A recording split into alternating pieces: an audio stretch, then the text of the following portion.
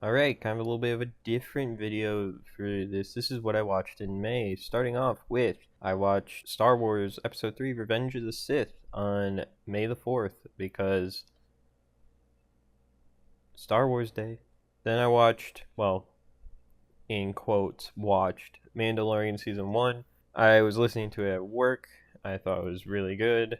I'm also surprised it took me this long to finally start The Mandalorian, and I can't wait to watch season 2 in that. Then I rewatched Dinosaur from 2000 by Disney, one of my favorite Disney films, and obviously I have multiple videos on it. Self-explanatory why I would rewatch this. Then I watched Titanic: The Digital Resurrection. Such an eye-opening documentary on new details about the sinking and wreckage. I'd highly recommend watching it if you are even remotely interested in the Titanic.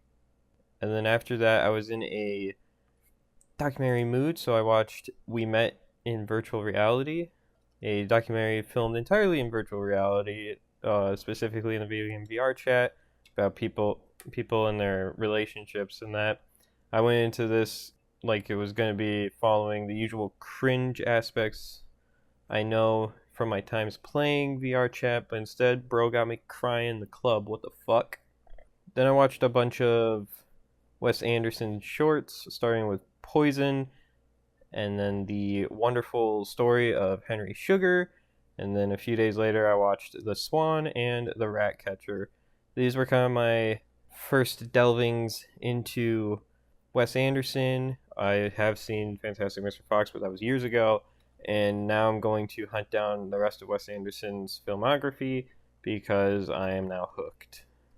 Then I watched Once Upon a Studio, which was a short film bringing all of the animated characters of Walt Disney Studios together for one big picture for their 100th anniversary. And all I have to say is Disney's Dinosaur was represented, and many others in my childhood, and I loved it.